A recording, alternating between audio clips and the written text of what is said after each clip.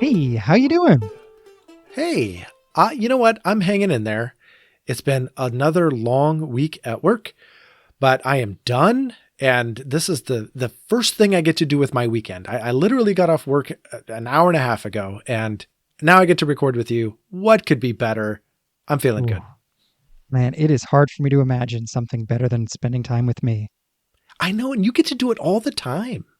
I know I carry a mirror around explicitly for this reason. Yeah, I get it. Well, But how is the yeah, Missouri Josh, the one we all came to this podcast for in the first place? well, I am doing decently. It has been a trying week. I have been in the process of figuring out what I want to do when I grow up. And I have, over the last couple of months, applied for 51 jobs, uh, Wow.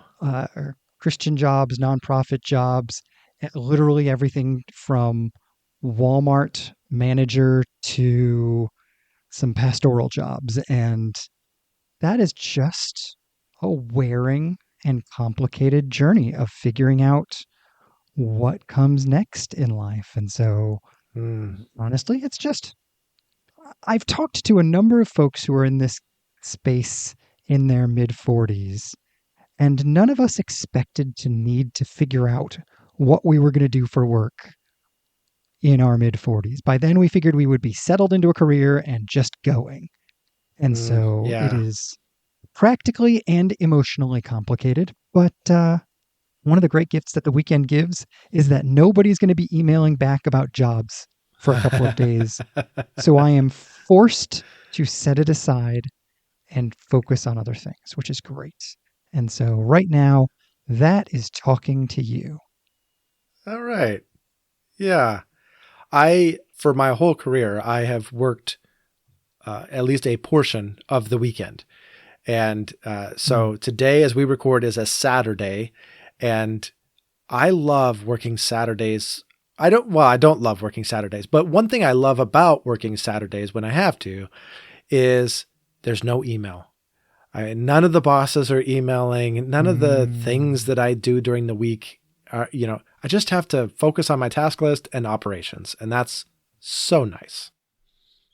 That totally makes sense to me. In both pastoral jobs I had, the lead pastor did not work on Mondays. And I loved working on Mondays when the people over me weren't. I actually got stuff done. It was Yeah. awesome. So I totally get that. But I'm guessing you didn't call to talk about productivity. Uh, no, I didn't. I actually called because I don't know if you know this, but I wrote down something that you said the other day. So we had finished up the episode Beyond Hostility, last week's episode. And in that, we really talked a lot about the need to have lots of different voices at the table and to be theologically hospitable. And though I really liked where we landed in that, our post conversation included something that you said that it's really stuck with me. And I'm wondering if I can, one, requote you, and two, kind of use it as the basis for our conversation today, because I'm wondering what you meant by it. And I'm wondering if I agree. Ooh, this is ominous. Um, I know. I know. Uh, yeah. Yeah. sure. So can I challenge you on an episode and just like surprise you? Yeah. Yeah. That sounds great. Yes. Uh, Uh, well, you know, here we Fire are. away. Okay. So if I quoted you correctly, you said, as a Christian, I am inherently a pluralist. I want all ideas to be at the table, and I don't want my ideas to be the governing ones. That is a rather fascinating thing to say. And I'm not sure that a lot of Christians would say that.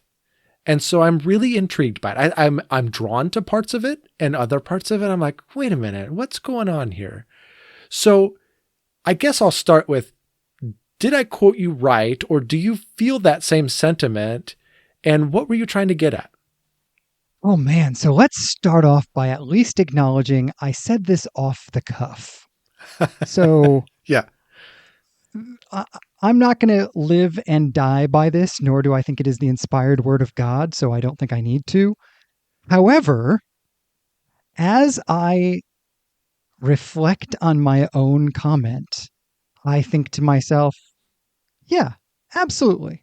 I totally think that. So I would love, and I agree, I think that in part I have embraced this perspective as a response to a very different traditional evangelical Christian approach to politics and society. And so, yes, let me at least flesh out a little bit of what I think I mean by this. And frequently, I say things without realizing all of the potential implications of what I say. And so I would love to have you tell me why this is a crazy thing to say and why I should never say it again. Well, okay. First of all, one, I acknowledge it was off the cuff, and I just happened to write it down because it was so intriguing.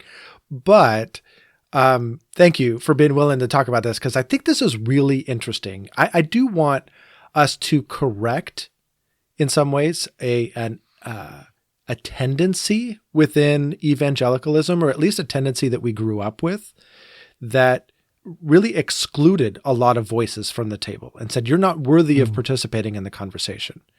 And I'm not sure that I want to live there, but anyway, tell me more about what it is that prompted you to say that and what it is you're trying to express.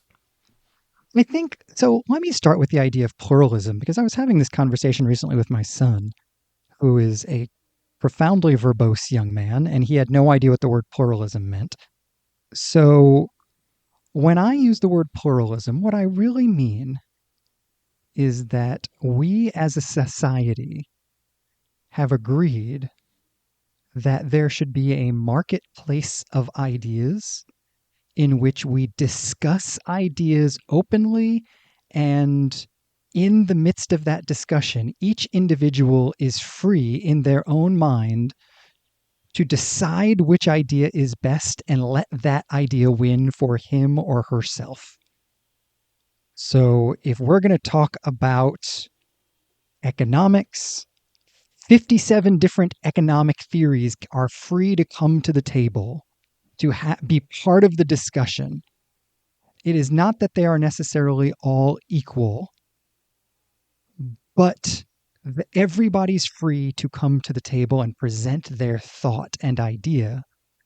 And generally speaking, as a representative democracy, we're going to move loosely in the general direction of the majority while respecting perspectives that are different from the majority. So this is my high school history teacher said, American democracy believes that majority rules with respect to minority rights. So I'm reacting against two things.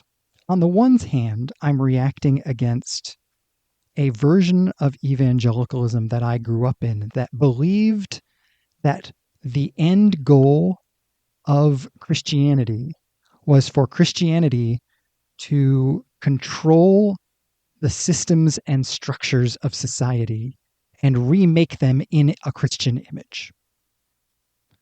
And on the one hand, I believe that that is poisonous to Christianity, that we end up losing more than we gain when we do that. On the other hand, I think that we have a frequent liberal idea that on certain things, if you disagree with me on my beliefs, we can't have a discussion. The discussion has to start with us agreeing. And I actually think that is a mirror image of what the conservatives do, and I'm uncomfortable with it on both sides.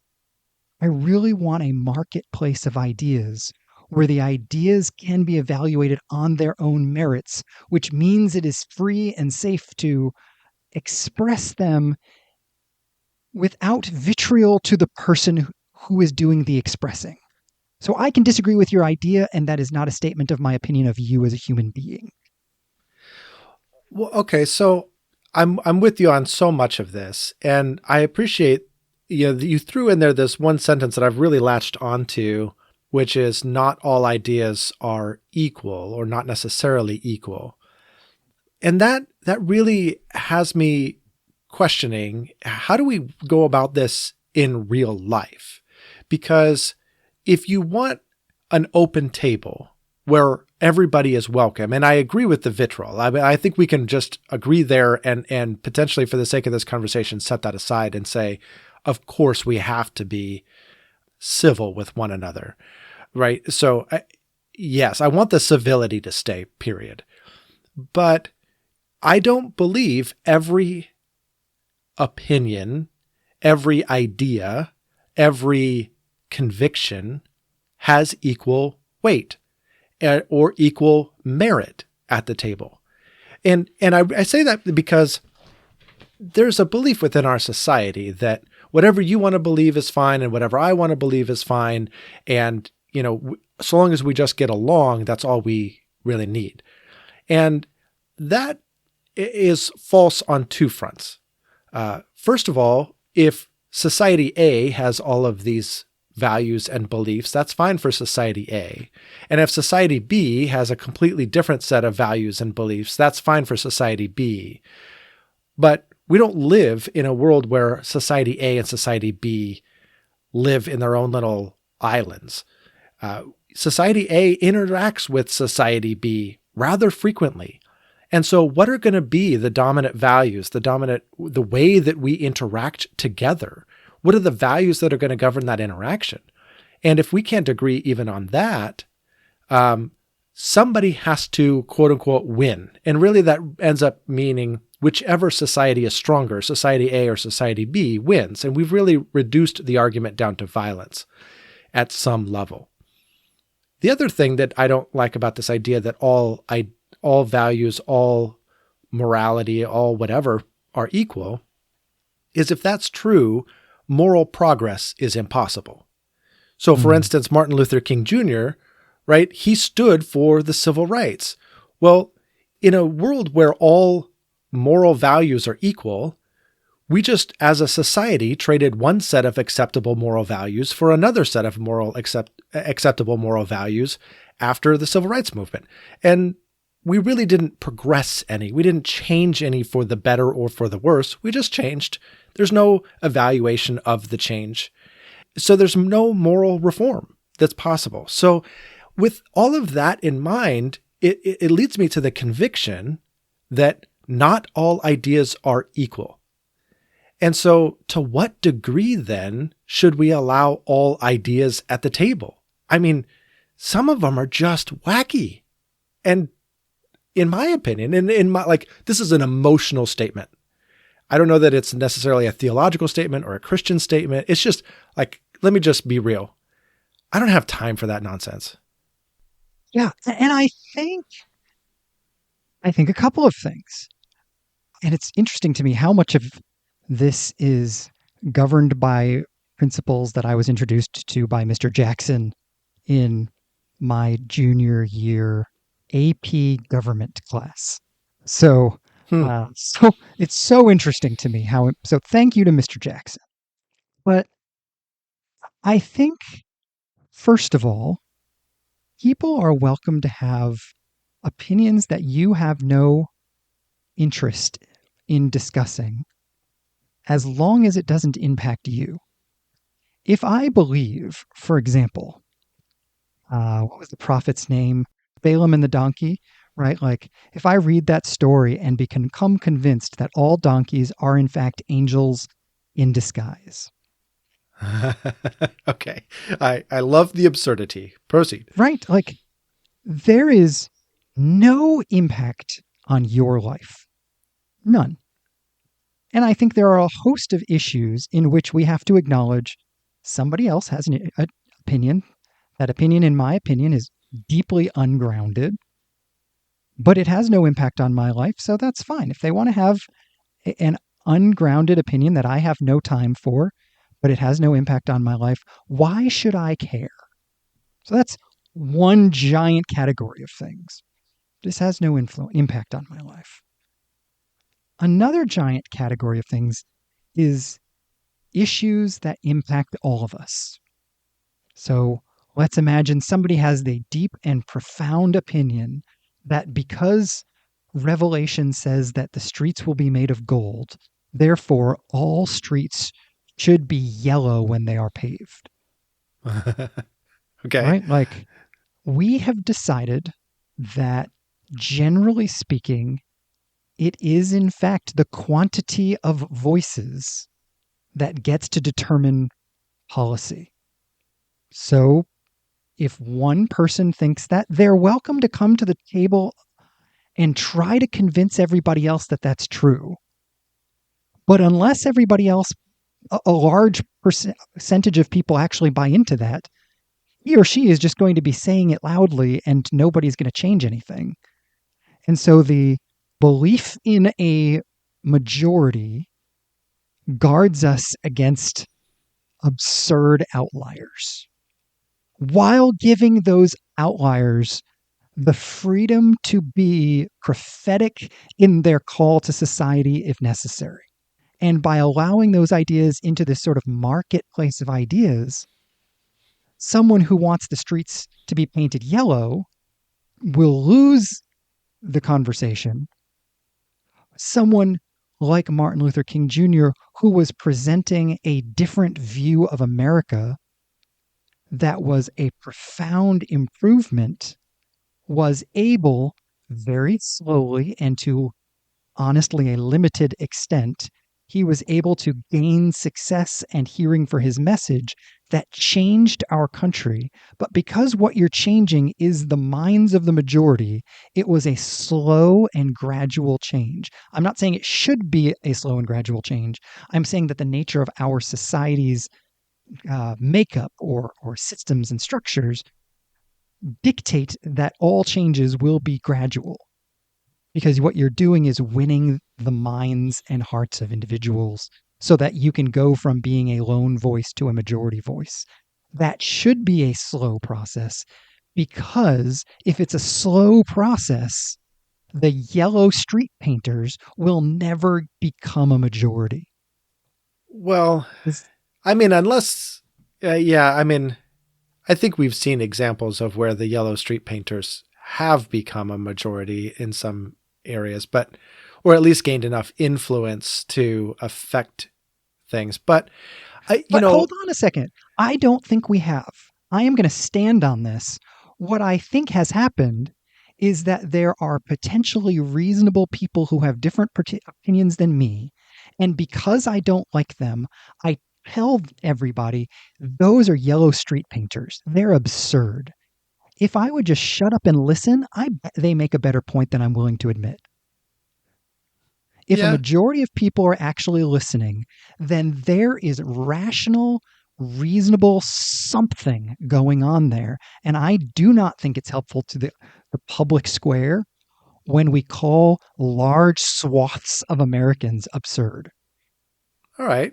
That is a fair criticism of my statement. I accept that.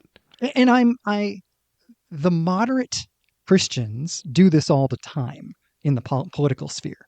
That's why I have such fire behind it, is Hmm. because they're like, man, we should be able to have a better political dialogue. And we really would if all those conservatives would stop being so stupid, without being on any level aware of how hypocritical that is. Sure, sure. And not being, I'm more in the moderate space. So I'm criticizing my own people there. But anyway, sorry, go on. Well, all of this has been a wonderful tribute to Mr. Jackson, and Yes. it's fantastic on that score. But I'm really more curious on the religious convictions score, because your statement included, as a Christian, I am inherently a pluralist.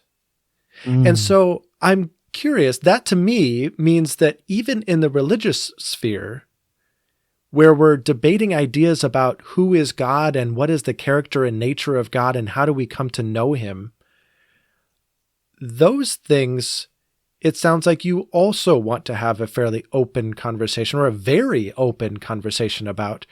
And once again, not all ideas of God are equal. And so how far are you wanting to kick open that door? Well, I actually start from a different space than this. And so I don't know if this answers the question or not, but for me, the options I'm aware of are some attempt at Christian social or political dominance, or some kind of hospitable Christian pluralism. I'm sure there are other alternatives, but those are the ones I'm conscious of in this moment. And what I really come to pluralism, and I become a pluralist as a Christian. I'm not a pluralist because I want to guard my democracy. I'm a pluralist because I want to guard my Christianity, because I believe that Christianity is damaged in becoming the dominant voice. As I look back at church history on every era from Constantine, the Middle Ages, and the Crusades onward, what I see is a Christianity that doesn't transform the state, but is corrupted by the state into something that is profoundly, embarrassingly sub-Christian, that I just don't want Christianity to become ever again. And I think it is intrinsic to being in authority that Christianity is damaged. So that's why I say, as a Christian, I am inherently a pluralist, because I think the other option leaves my Christianity in greater danger than pluralism does. Well, okay, so this is really interesting. So what I think you're saying is, if you look back at Constantine, for instance, and the Roman Empire, and when Christianity became the ascendant, dominant, or the state-sanctioned, state-approved religion, and it had blessing from the top, it had a corrupting influence on Christianity because Christianity became more about power and authority over the state than it did about Christ and living a cruciform life. Is that what you're saying?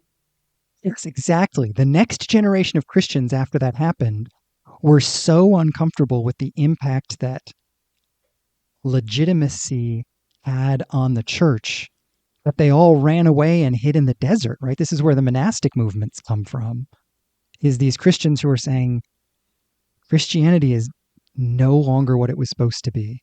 It is a sinking ship, and we can't participate in Christianity anymore as it is currently being publicly practiced. Okay. Well, I absolutely agree with that. If I may, I want to read you something that came up in my reading this week that I think that I knew I wanted to talk about this. And so obviously it just connected the dots for me. And so this is potentially the beginning of an argument on the other side of the equation. So this is from a selection of readings for Lent and Easter. It's a book or a compilation called Bread and Wine. And the author of this happens to be a guy named William Willimon. I don't know him other than what I just read in this book about him. So, but he begins his article by saying, "The church of today lives in an ethically debilitating climate. Where did we go wrong? Was it the urbane self-centeredness of Peel's power of positive thinking and its therapeutic successors?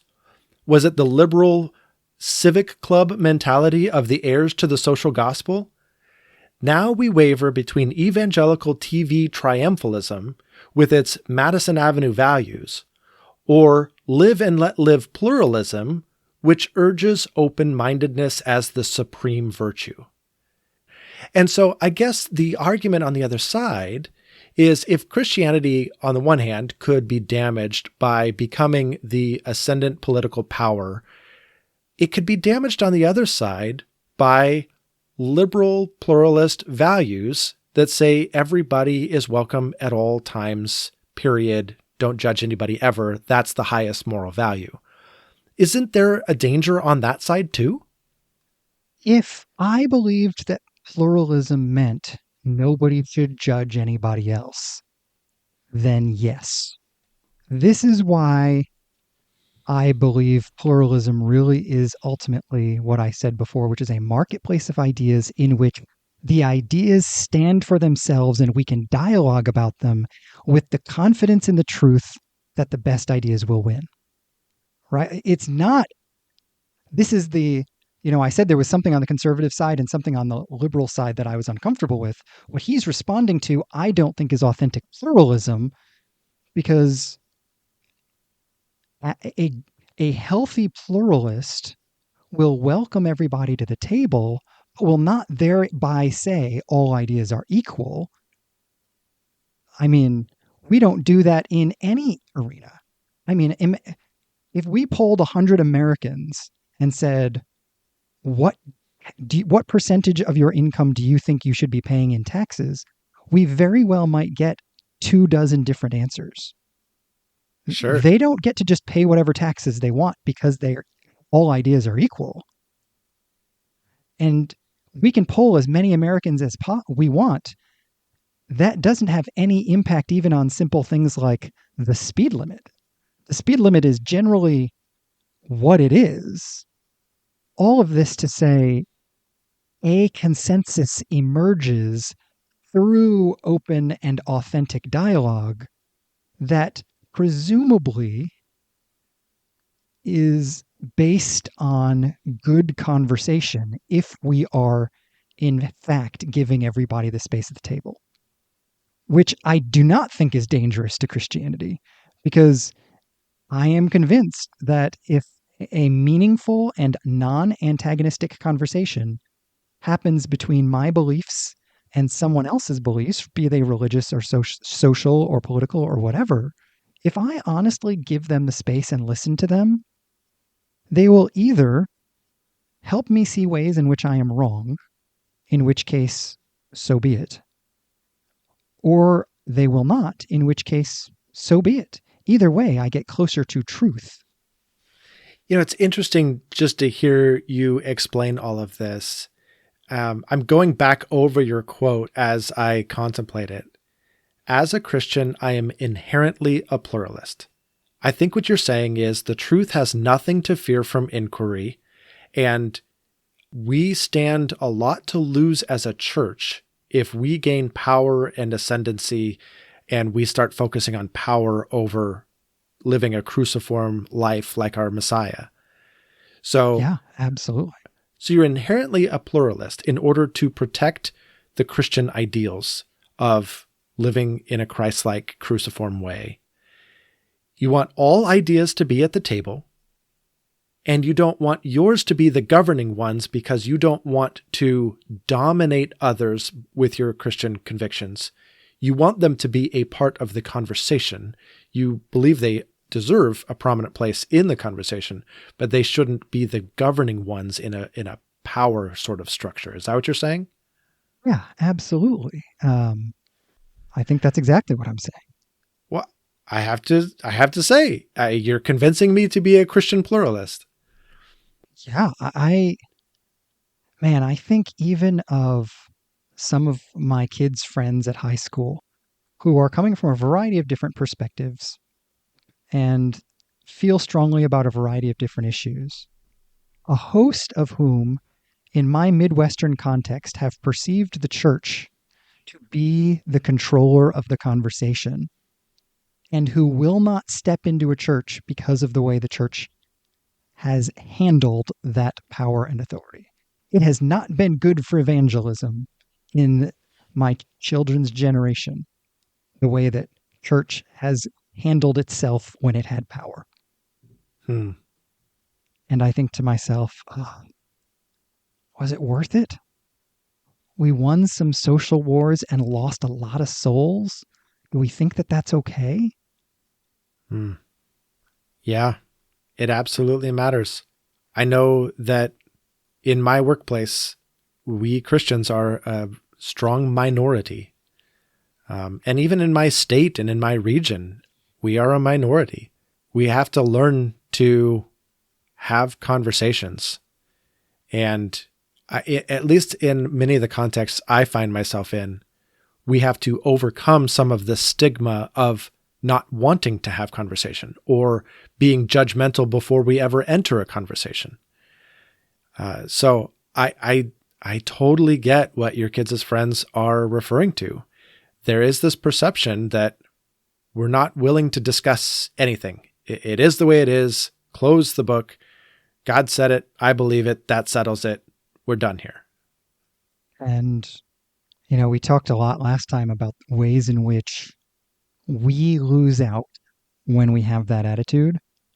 And I think my point today is that not only do we as individuals are we impoverished, but I think we corporately as a church and we corporately as a society are impoverished when the church takes those kind of stances.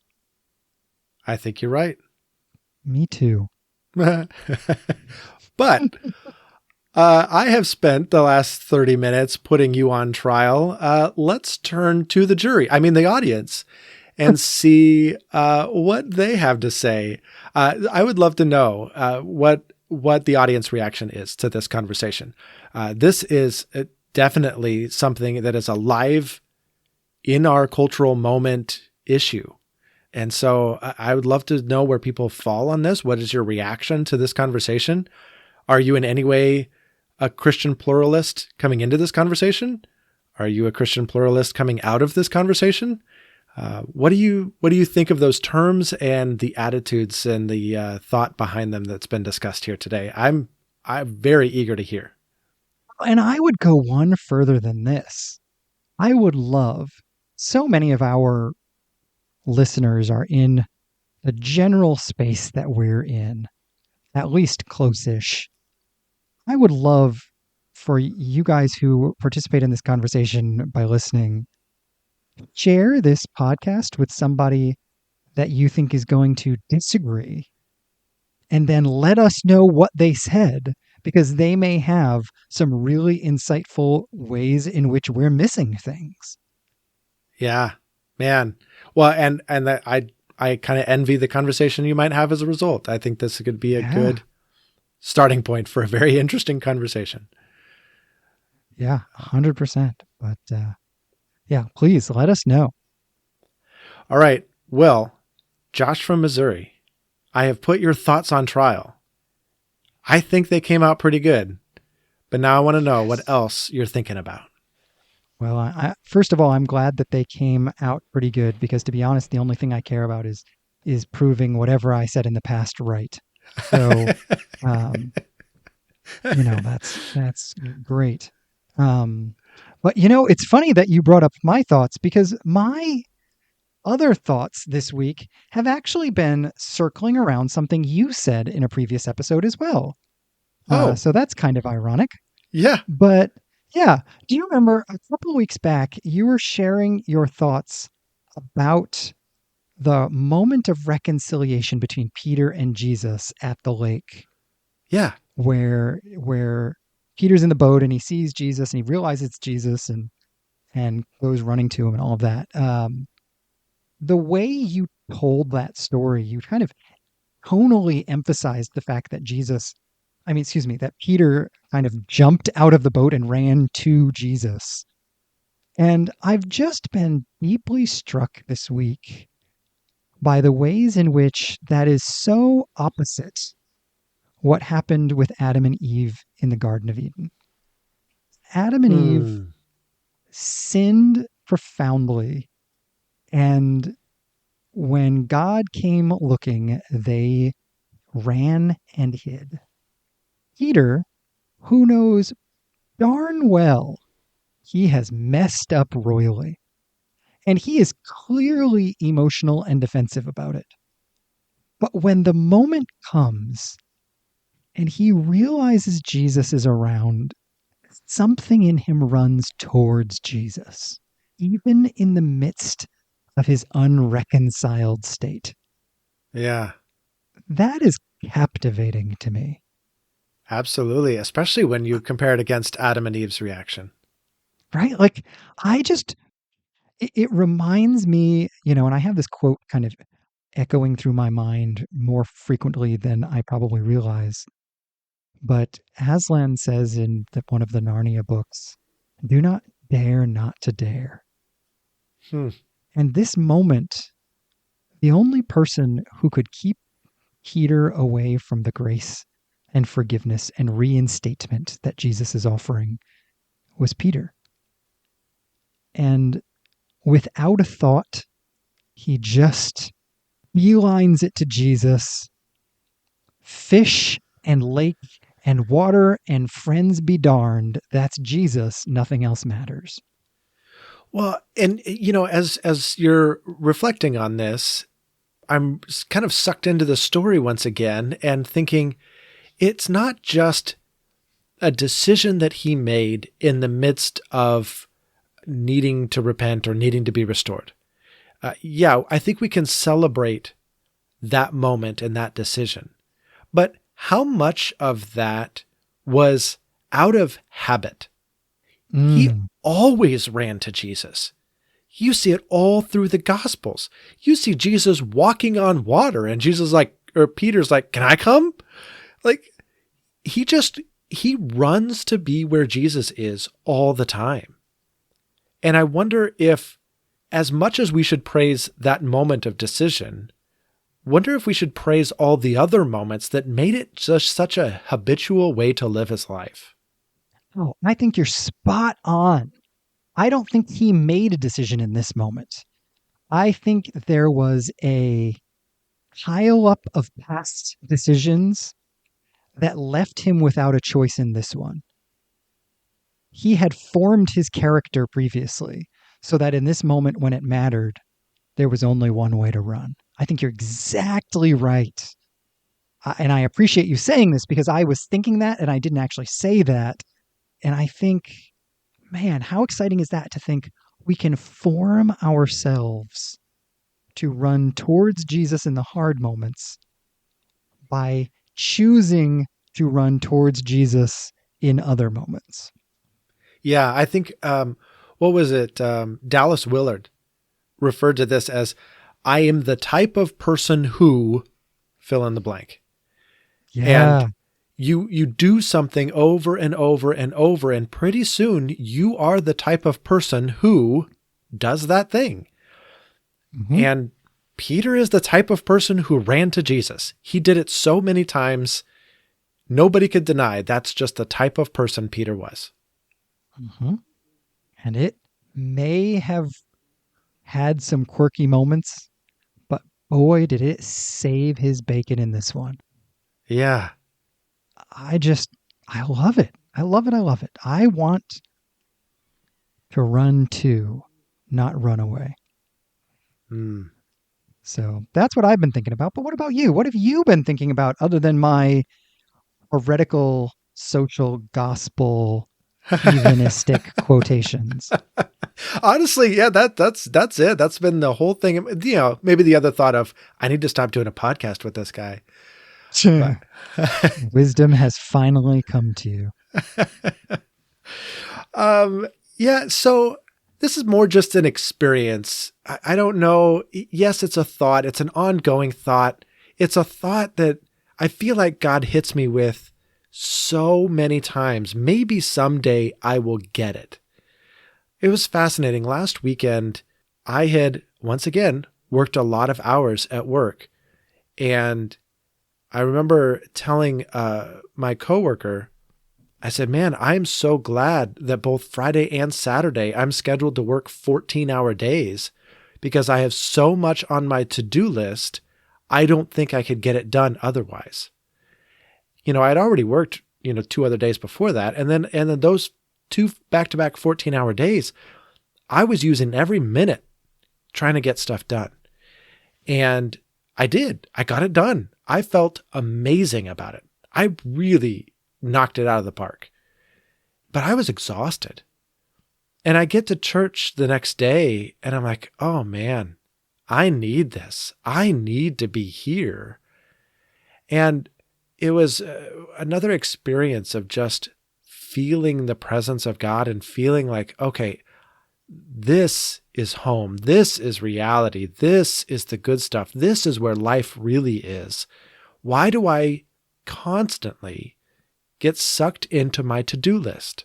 Why do I constantly find all of my value, all of my time, all of my energy being devoted to getting stuff done and knocking it out of the park? Why does that matter to me so much? And then I got sick. I got sicker than a dog. I was down for like 2.5, 3 days. Could not get out of bed. I was just so sick. And I was like, oh, yeah. Okay, God, this is enforced rest. I thank you. And I wish it hadn't come to this, but I get it. And then I got better and I went back to work and then this week began Lent. And as a church, we are trying a digital fast. So we are turning our smartphones into dumb phones. We are trying to disconnect from digital media. We are trying to be much more present and available to God, to one another, to Scripture, all of those things. And so we're using the oft wasted time in digital media to connect in genuine relationships and connect with God. And as I have started to engage that practice, and as I've done some of my Lent readings, I just feel this to be true all over again. This need to just unplug, do less, stop with all of the frenetic checking of the phone and checking the email and getting stuff done and doing tasks and ignoring big tasks because I want to check out from reality for a while. So let me just scroll my phone. And I don't know. It's just misplaced priorities. Maybe that's the way to document my thought here. Just experiencing misplaced priorities and trying to figure that out again.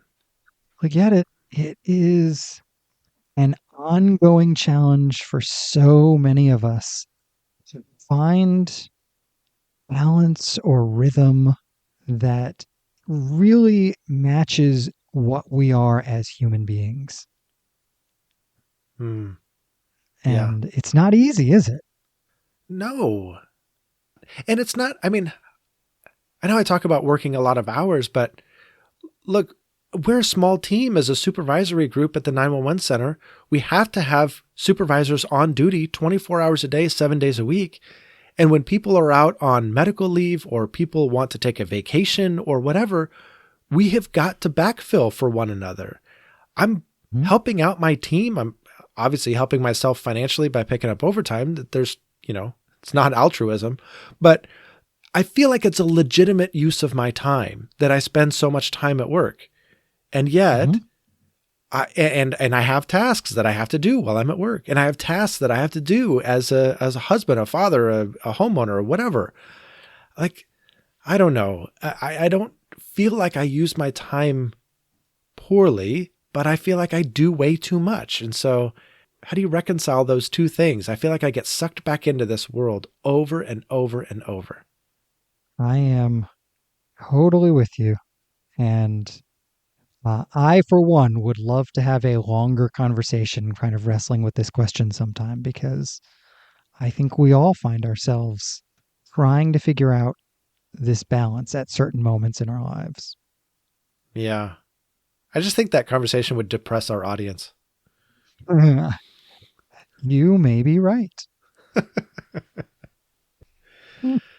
Oh, man. Well, speaking of cheering our audience up, are you ready for a Which Josh question? Sure. Let's do it. All right. Well, here it is. This week's Which Josh question is, which Josh has movie nostalgia? So this is me, Josh from Oregon. I came home the other night and my wife and my oldest son were in the process of compiling a list of movies from each of their respective childhoods that they would like to go back and rewatch because it just has such a prominent place in their childhoods. And so, of course, I got sucked into this conversation when I walked in the door, and it was fascinating to think about some of these things. I don't know what would be on your list, but if I go all the way back to my early childhood, I was obsessed with the movie Pete's Dragon. As an adult, I couldn't tell you the storyline of Pete's Dragon. And I'm like, okay, well, I know this factoid about myself because I've been told it, but I would actually really like to rewatch Pete's Dragon and know what it is I was so intrigued about when I was little. But things that actually have me feeling nostalgic, like I would really like to rewatch Short Circuit. Do you remember that movie? Yes. The Johnny Five Alive, that line just resonates with me. So I would love to watch that. And, if I go even later into my growing up years, when we hit like teenager and beyond, I have so many movies. Not all of them are going to be appropriate, but I have to tell you, Die Hard is on my list. I watched Die Hard so many times as a teenager. I watch it frequently just for that. And so now that I'm like in this movie nostalgia kind of frame of mind, I'm like, I could watch all of the Die Hard movies. That would be just fine. Oh man, I was thinking about this as you were saying this. I'm like, okay, what movies are on my list here? And it is a weird, I came up with 3, and it is a weird list. Okay. I feel like Pete's Dragon, Short Circuit, and Die Hard is a weird list. So yeah, I guess I'm sharing mine in lieu of mocking yours. okay. But first of all, probably reaching as far back as I can, I want to rewatch Flight of the Navigator. Oh, yes, we talked about that. Yes, that's a great movie. A great movie. A little bit more recently, but man, if there's a movie I watched a million times and my sense of humor was so profoundly formed by it that I feel for those who spend time with me because they are stuck in a loop. But it is Get Smart Again. I must have seen that movie 100 times. Okay. And quote it all the time. And then finally, Star Trek IV, The Voyage Home. Oh. Just a classic. Wow, you went straight up nerd there. Oh, 100%. I mean, 100%. I mean, I've seen Star Trek 4. I burned the VHS out. I watched it so many times. Like it had the lines on it, and yeah, it was rough. But I mean, the least nerdy of the 3 is Get Smart Again. That tells you everything you need to know, right? Yeah, right. Flight of the Navigator is not exactly a sports movie. No, but it's not Star Trek 4. It's pure science fiction. You realize that, right?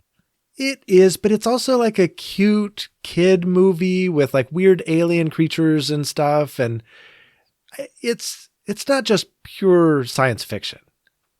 I don't know. I would call it middle. If the concept of middle grade existed back then, I would have called it middle grade science fiction. It is about a sentient spaceship that can transform shape and all of those kinds of things. That's pretty sci-fi. I mean, this is hilarious. We started a conversation about Christian pluralism, and the thing I disagree with you most is your definition of Flight of the Navigator. All right. Well, we may have to pick that up in a different episode then. We are, I think, about out of time. We sure are. All right. We'll find something else to argue about next week. All right. Sounds good. I'll talk to you then. All right. Bye. All right, bye.